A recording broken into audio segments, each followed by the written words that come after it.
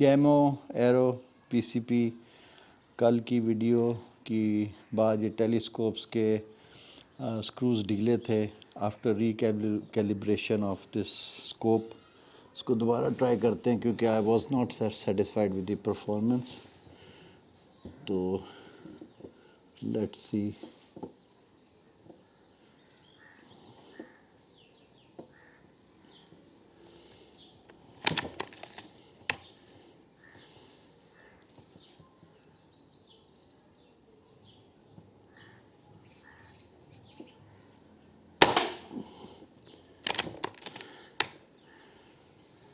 एक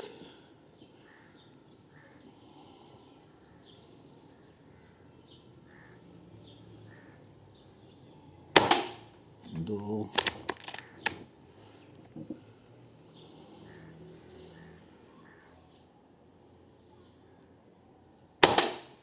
तीन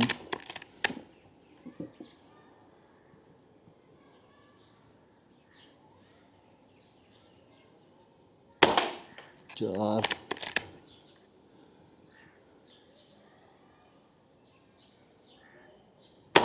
पाँच पैलेट्स में से पैलेट्स।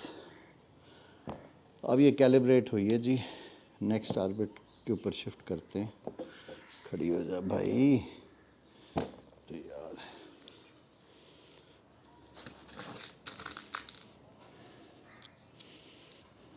एक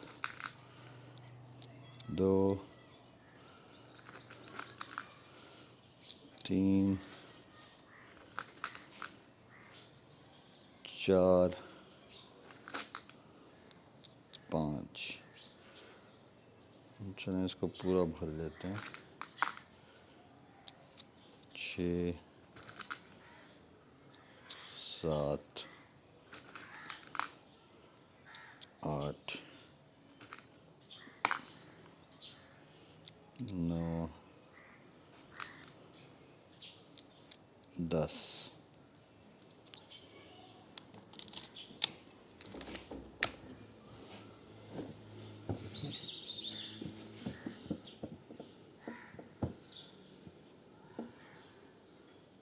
लेफ्ट टॉप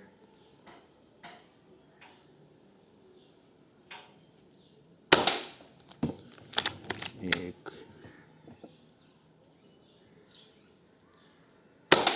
दो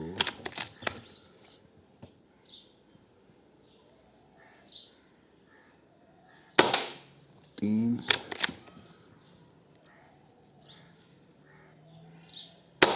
चार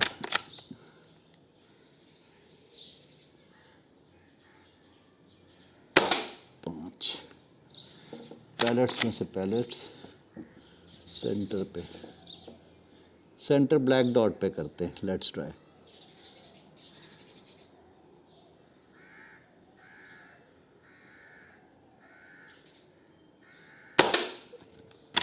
एक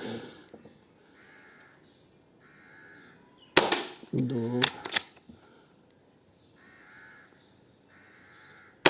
तीन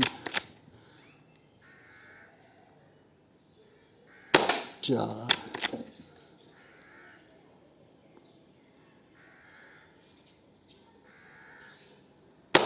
पाँच। दो ऊपर में खल लगे।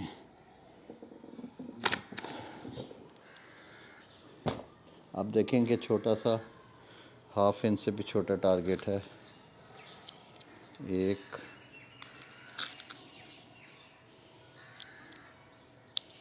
दो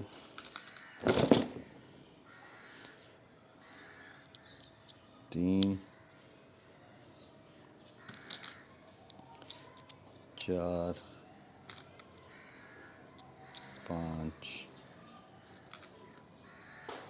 छः सात आठ नौ 10।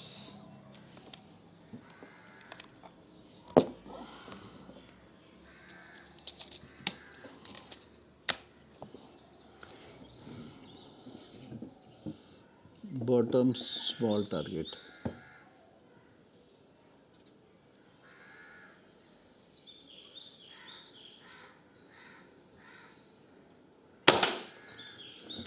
एक,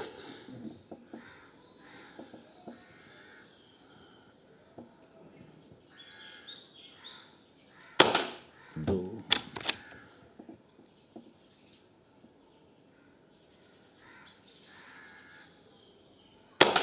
तीन,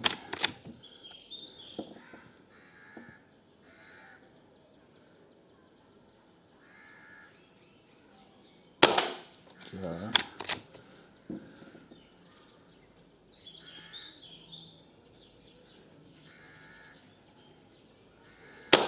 पाँच, ऊपर पे शिफ्ट,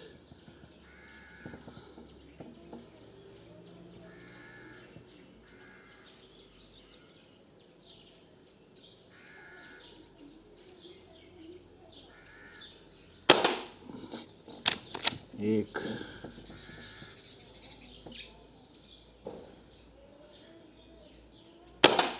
दो,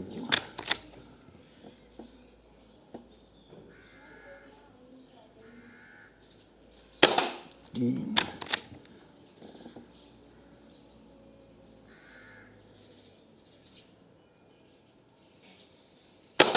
चार,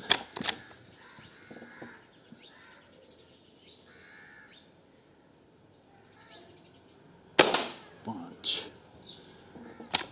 पैलेट्स में से पैलेट्स,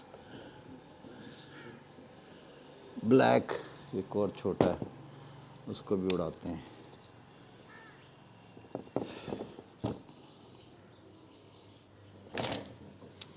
यार क्या वैसे, एक, दो,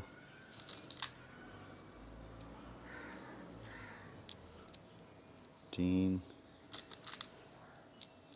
चार, पाँच।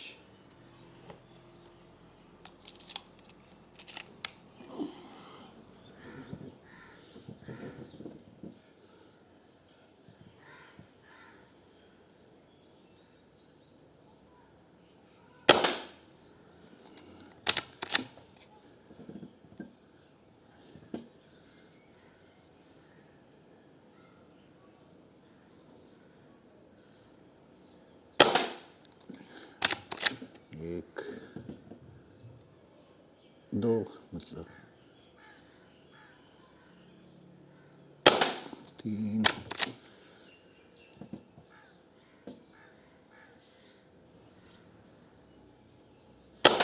चार,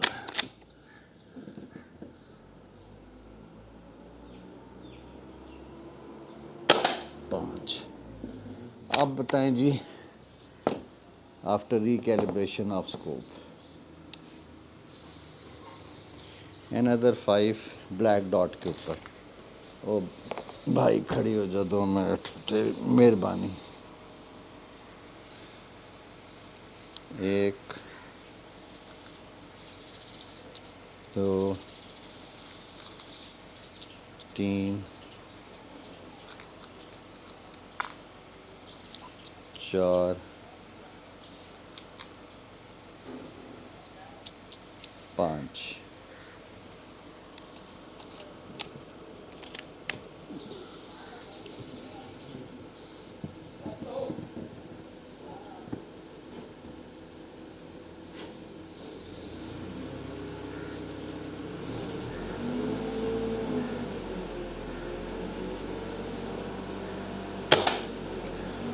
एक,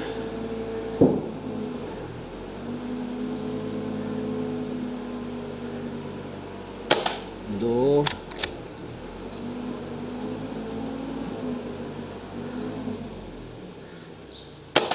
तीन,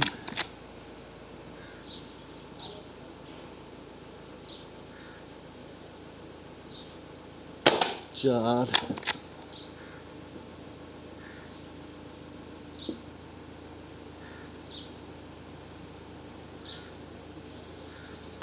पाँच।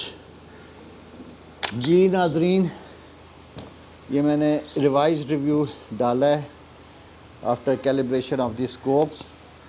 5 पैलेट्स एक होल से गुजरे और टारगेट आपके सामने, ये मैं अभी अपलोड करूँगा पार्ट 2 के तौर पे रिवाइज शूटिंग। ठीक है जी, देखना ना भूलिएगा।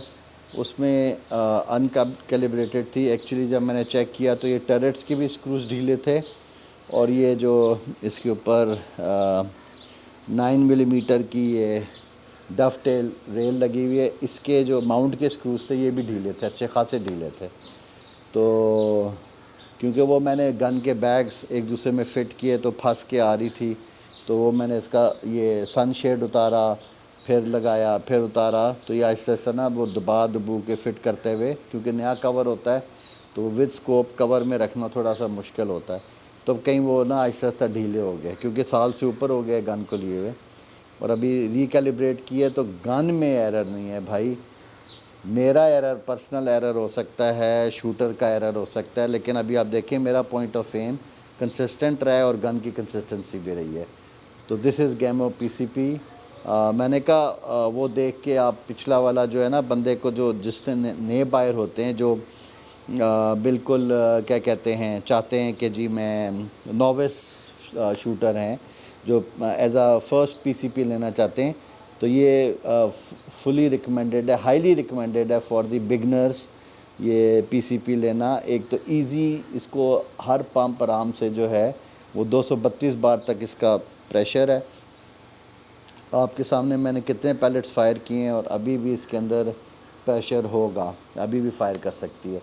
तो 50 पैलेट्स ये फायर कर लेती है एक फिल के अंदर। तो 232 बार कोई इतना ज़्यादा प्रेशर नहीं है, बहुत लाइट प्रेशर है।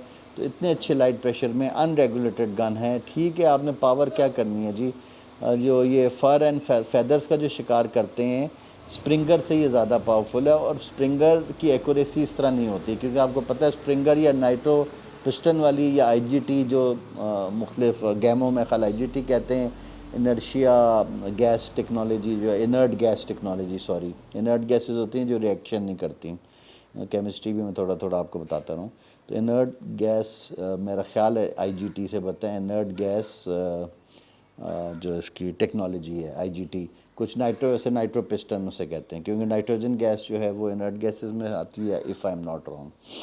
हो सकता है मैं गलत हूँ, अभी इतनी चीज़ें अब नहीं याद रहती। अच्छा, बहरहाल मुख्तलिफ़ टेक्नोलॉजीज़ के लाती हैं। तो नाइट्रो पिस्टन वाले भी जो हैं, जो मूविंग पार्ट जिसके अंदर होते हैं, वो इसका मुकाबला नहीं कर सकती। आपको पता है कि जो सर्जन्स जो टूल्स सर्जरी के यूज़ करते हैं वो सारे न्यूमेटिक होते हैं, यानी ठीक है, आपको ये सुन के हैरानगी होगी कि वो इलेक्ट्रिकल टूल्स नहीं होते, वो न्यूमेटिक होते हैं। जिस तरह ये pre charge pneumatic gun PCP कहलाती है, वो भी हवा से उनके जितने ये एम्पुटेट करने के लिए, काटने के लिए, या सर्जिकल जितने टूल्स होते हैं दांतों के लिए जो यूज़ करते हैं, ड्रिलिंग, ये वो जो भी इनको टूल्स को कहते हैं, वो न्यूमेटिक होते हैं, यानी हवा से चलते हैं।